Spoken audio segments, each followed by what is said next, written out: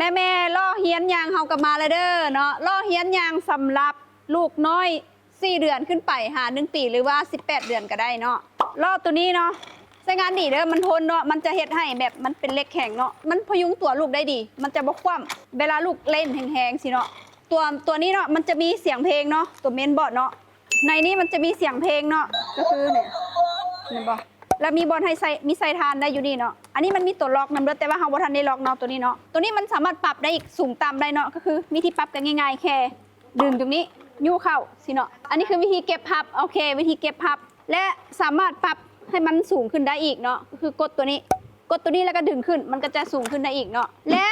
ตัวนี้ก็สามารถปรับได้คือกันเนาะเนี่ยนะมันต่ำเกินไปปรับให้มันสูงขึ้นก็ได้เนาะตัวนี้สามารถปรับได้เนาะ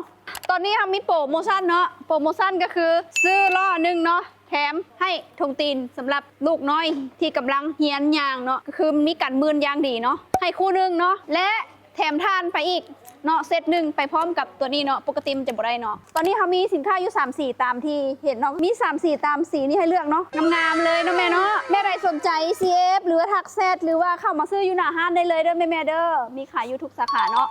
ถ้าจะซ้อมเพื่อลูกต้อง